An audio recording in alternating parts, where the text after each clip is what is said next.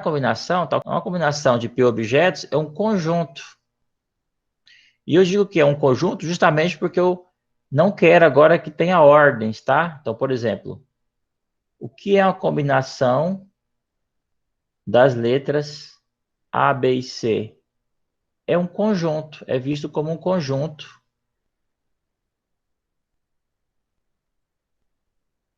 formado por A, B e C. É visto como um conjunto.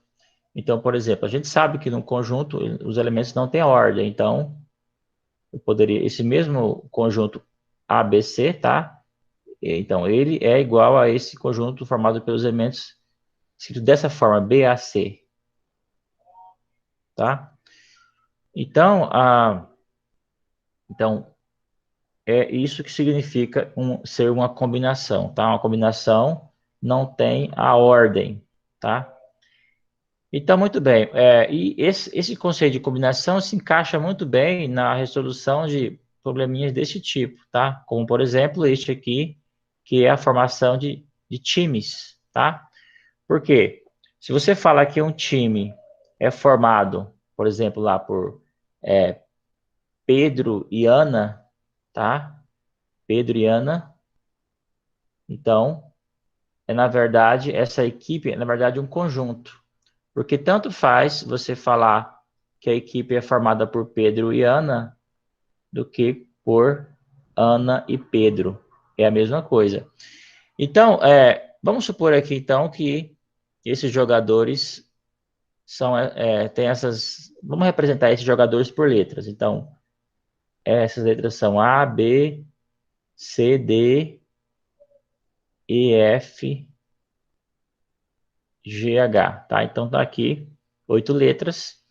Então, bom, formar esses jogadores pode ser visto como sendo uma tarefa que pode ser dividida em duas etapas. Na primeira etapa, eu escolho o primeiro jogador, dentre esses 8, e na segunda etapa, eu escolho o segundo jogador. Então, quando eu vou escolher, para escolher o primeiro jogador, eu tenho quantas possibilidades? Eu tenho 8, né? Certo? Agora, se eu já coloquei um jogador aqui, digamos, o jogador A, então agora só me resta 7 possibilidades para a escolha do segundo jogador. Por exemplo, eu poderia escolher o jogador B, tá? Então, aqui é assim, dessa forma, tá? Fazendo dessa forma, se eu multiplicar aqui 8 por 7, dá 56, certo? Só que aqui eu tenho um problema, que é o seguinte, nessa forma de contar, eu não estou contando apenas o AB, eu estou contando também o BA. E a mesma coisa acontece para todas as outras letras. Por exemplo, se eu tivesse escolhido, ao invés de AB, se fosse AD, então eu teria também o DA. Então, todas essas possibilidades estão aqui. Mas, veja, como cada equipe está sendo contado dobrado, isso quer dizer que para obter o número real de equipes, basta dividir por 2. Ó. Então, na verdade, eu tenho 28 equipes. Então, veja esse exemplo aqui. Eu quero... a pergunta é, quantos times de 3 jogadores eu posso formar com 5 pessoas? Então, eu posso pensar nesse problema como sendo uma tarefa que pode ser dividida em 3 etapas, tá? Então, como antes eu vou dar letras para esses jogadores, eu vou chamar de A, B, C, D e E, tá? Então, aqui eu tenho 5 jogadores. Então, na primeira etapa, eu vou escolher um jogador. Então, para isso eu tenho 5 possibilidades. Para o segundo jogador, sobram 4, porque já gastei uma na primeira escolha. E na terceira são 3, porque eu já escolhi os 2 primeiros jogadores, tá? Bom, então, vamos para fixar as ideias, vamos supor que eu tenha escolhido os jogadores A, B e C. Tá? Então, veja, mas fixando a atenção apenas nesse A, B e C, veja que você poderia escolher, não precisaria ser nessa ordem, mas também estaria ali a ordem, por exemplo, B, A, C, ou estaria ainda A, A, C, B, ou poderia ser ainda C, B, A, ou poderia ser B, C, A, ou C, A, B. Então, na verdade, você observa aqui que eu tenho 6 possibilidades. Não precisaria ter listado elas, bastaria eu imaginar que, na verdade, essas 6 possibilidades correspondem à permutação das 3 letras. E a gente sabe que o número de permutações de 3 letras é 3 fatorial, que é 6. Portanto, se você pensar que a mesma o que aconteceu com as letras A, B e C, tá? Então, para a equipe A, B e C, nessa minha contagem aqui, tá? Direta, que é 5 vezes 4 vezes 3, ela está pegando todas as possibilidades. Estão pegando as letras em todas as ordens possíveis. Portanto, esse A, B e C, essa equipe aqui, A, B, C, ela foi contada quantas vezes? 6 vezes. Se você pegasse outro grupo de outra equipe, por exemplo, a equipe A, B, D, por exemplo, então seriam 6 possibilidades. E continuando assim, até a última equipe, sei lá, poderia ser aqui C, D, E, também você tem 6 possibilidades. Então, o que você quer, na verdade, então cada equipe está sendo contada 6 vezes. Se cada equipe está sendo contada 6 vezes, então, se eu pegar esse número total de arranjos e dividir por 6, eu vou obter o número de combinações, ou seja, o número de equipes, tá? Então, vamos fazer essa conta aqui, tá fácil de fazer, né? Então, aqui, por exemplo, 3 vezes 4, 12, por 6 é 2, vezes 5 é 10. Então, são 10 equipes. Então, agora aqui, um problema parecido, a gente quer agora 3 equipes com 10 pessoas. Então, como eu vou fazer agora, são 10 pessoas, né? Então, olha só, por equipe de 3 pessoas, eu tenho 10 possibilidades na primeira, 9 na segunda, 8 na terceira. E como cada uma dessas equipes está sendo contada 6 vezes, né? Que é o 3, que é a 3 fatorial, né? O número de permutações de 3 objetos. Para saber o número total de equipes, basta você multiplicar, fazer essa multiplicação. 10 vezes 9 vezes 8, que é o total, todas as configurações de todas as equipes, mas em todas as ordens possíveis, né? E eu vou dividir por 6, justamente para tirar essas repetições. Então, aqui é só você fazer a conta. Agora, a nossa ideia é chegar ao caso mais geral, tá?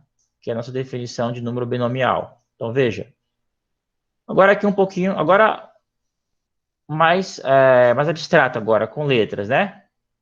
Veja, eu quero formar agora times de P jogadores, com N pessoas.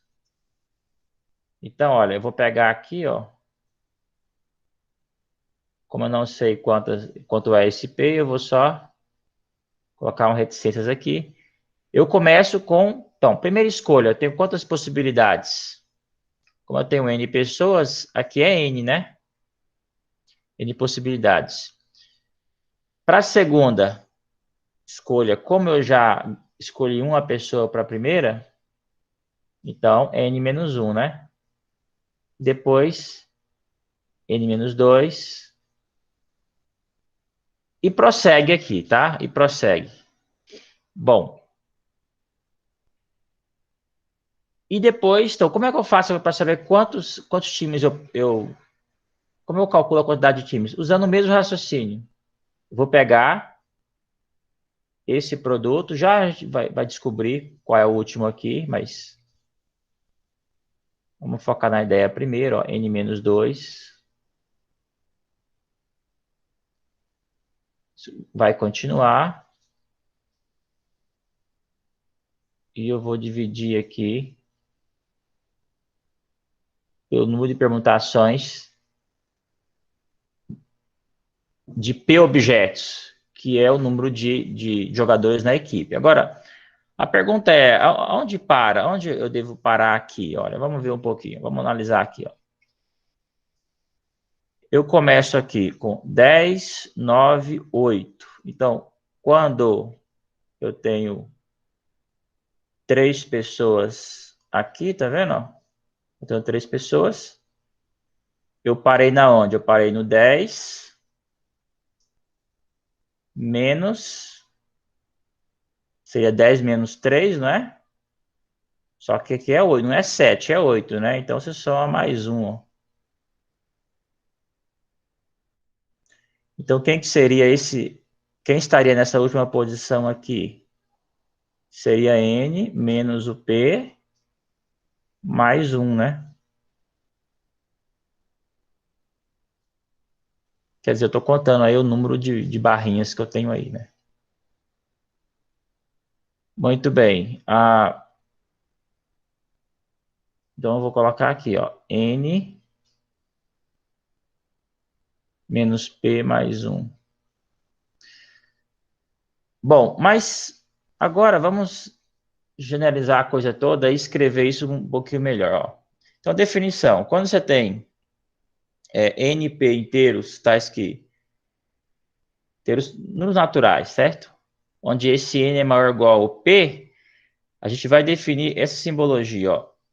NP, tá? Que às vezes também pode ser chamada combinação de N elementos tomados P é P, né? Vai ser como? Por definição, isso vai ser N fatorial dividido por P fatorial vezes N menos P fatorial. Tá? Esse é o número binomial. Muito bem, agora o que isso tem a ver com os nossos exemplos aqui para cima? Tem tudo a ver, na verdade, ó. Porque, veja, eu vou aqui retomar esse exemplo aqui.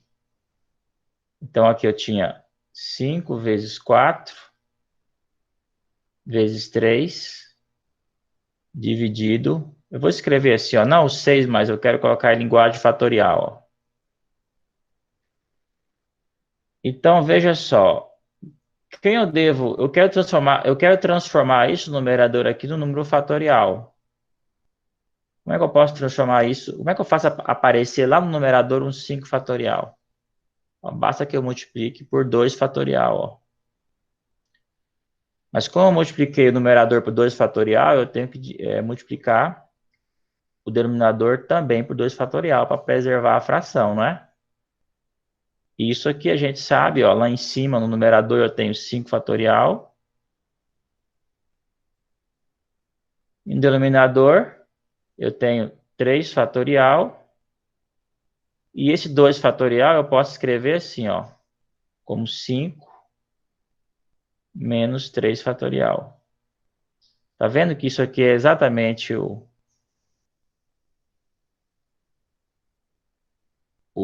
número binomial 5, 3, como a gente definiu?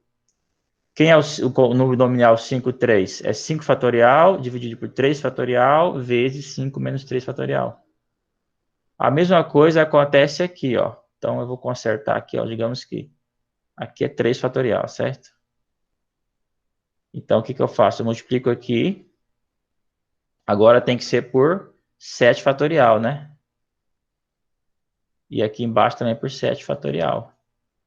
O que que isso vira? Isso vira 10 fatorial, 3 fatorial, 10 menos 3 fatorial, que é o 10, 7, né? É o número nominal 10, 7. Então, ou seja, resolver esse problema, né, ou seja, esse número binomial 10, 7 é o número de combinações. Eu posso pensar assim, 10, não, 10, 7 não, gente. 10, 3, né? Então, esse número, essa definição que eu dei de número binomial, tá?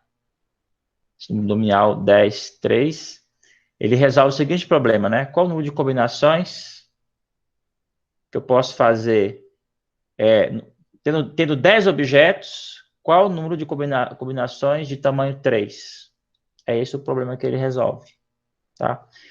Vamos ver esse nosso caso geral, então, aqui. Como é que isso aqui, então, se é assim, então, como é que esse número aqui vai virar esse aqui? Então, veja, eu tenho que fazer aqui em cima virar um n fatorial, não é? Mas tá vendo que aqui eu parei em n, ó, aqui eu tenho n menos p mais 1, né? Quem que é o próximo? Tem que diminuir a unidade, né? Sim? Se calcular o fatorial, você vai diminuindo, né? Então, eu tenho que pegar aqui e multiplicar pelo antecessor dele, o número que vem antes desse. Ou seja, é o n menos p, não é? Fatorial. Né? Porque n menos p mais 1 menos 1 fica n menos p. E eu vou dividir aqui o denominador também por n menos p. Ó.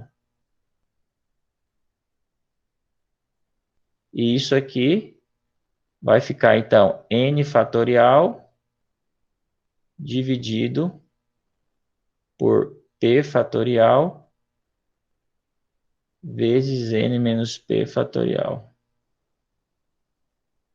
Que é exatamente a definição aqui de número binomial, tá? Então, esse número aqui eu chamo de... Já que eu estou falando, vamos dar um nome para ele, tá? Geralmente a gente chama de número binomial.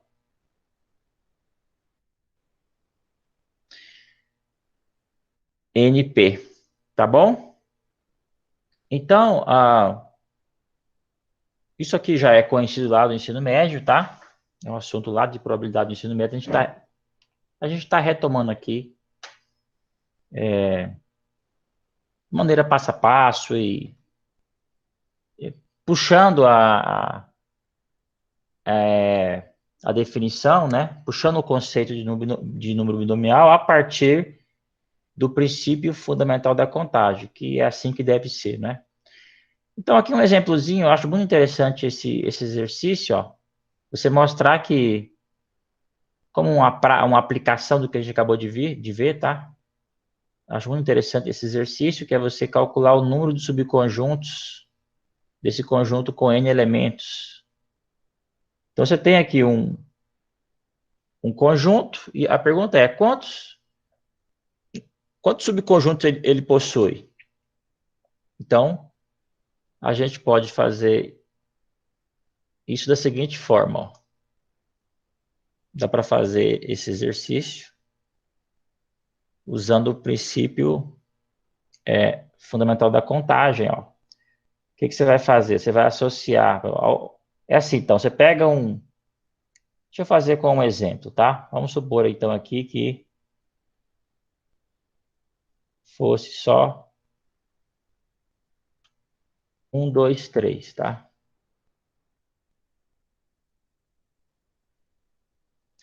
Então, quais seriam os subconjuntos? Então, você faz assim, ó. Você pega um subconjunto lá, digamos, o 1 e o 3. É um subconjunto do A, não é? Aí você vai associar ele a uma lista formada por 0 e 1, do seguinte modo. Você faz a seguinte pergunta para cada elemento desse conjunto. Ó. O 1 está aqui?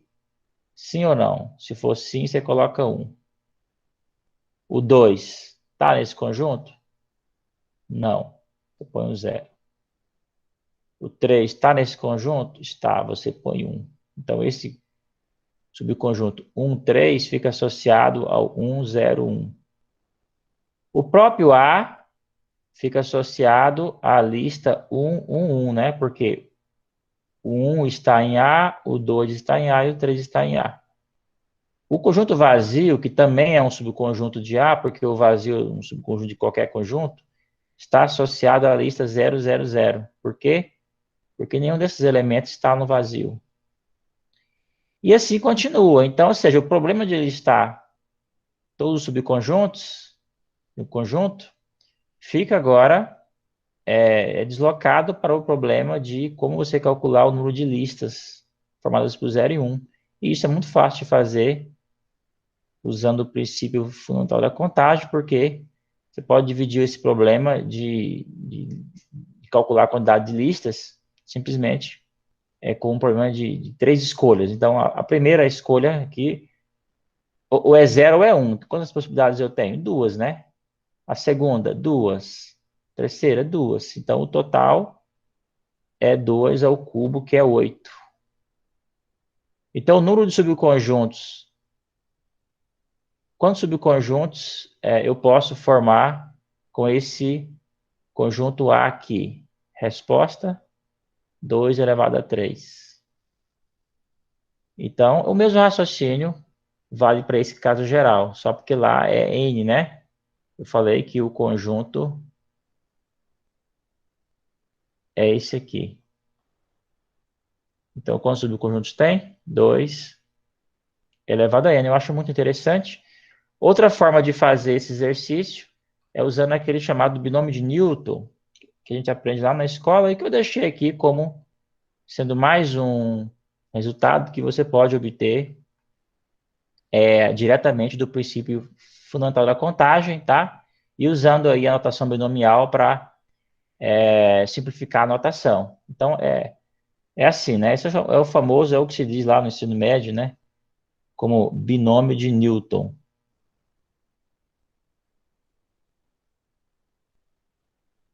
Binômio de Newton.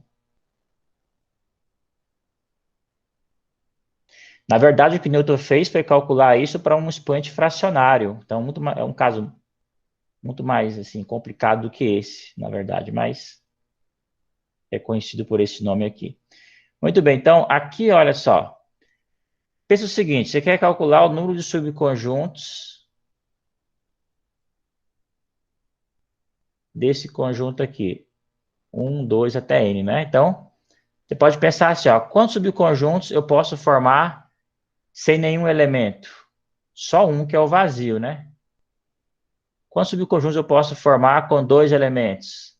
É uma combinação de n tomado 2 a 2, não é?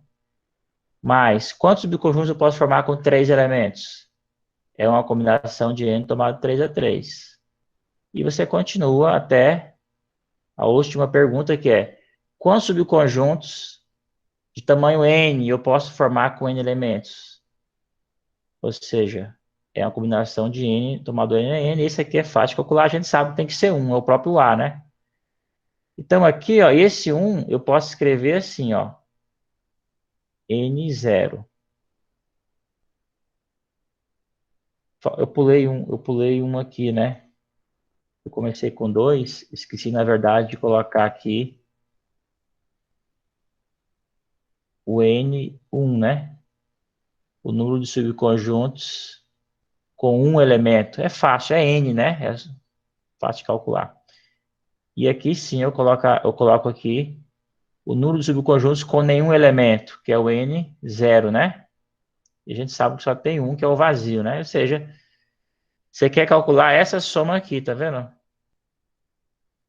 Mas o que acontece nessa fórmula aqui, se você vier aqui e trocar o A por 1 e o B por 1, veja, se você trocar o A por 1 e o B por 1, de um lado eu vou ter 1 mais 1 elevado a n, E do outro lado eu vou ter o somatório. Então, o A aqui virou...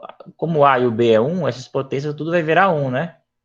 Então, isso vai se transformar simplesmente no somatório de nk com o k variando de 0 até n. Ou seja, 2 elevado a n é igual a esse somatório aqui, ó. Mas esse somatório aqui é exatamente o somatório que resolve o problema de calcular o número de subconjuntos, né? E essa expressão está dizendo que esse somatório é igual a 2 elevado a n. Tá bom?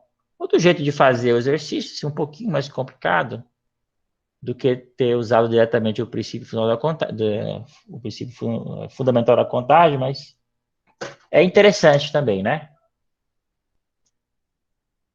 Muito bem, eu acho que nosso tempo aqui acabou, não é? E para você provar essa fórmula de Newton, tá? Essa fórmula de Newton consiste simplesmente em você aplicar o princípio fundamental da contagem aqui, ó. Você abre esse... Aqui tem N parcela, certo? E calcular todos esses produtos consiste em você fazer escolhas. E como é que você vai fazer as distributividades aí? Então, dentro de cada parênteses desse, você tem sempre duas escolhas, né? Ou você pega o A ou pega o B, né? Então, por exemplo, quantos produtos da forma N vezes aqui, ó, quantos produtos desse você pode formar de tamanho N? Você pode formar apenas um, né? Porque você escolheria A no primeiro, A no segundo, A no terceiro e por aí vai. Então, de quantas formas eu poderia formar o produto? Por exemplo, o produto A cubo Bn menos 3, por exemplo. Se eu pegaria três A's aqui, né? Então, eu teria que selecionar os A's, um em cada parênteses, né?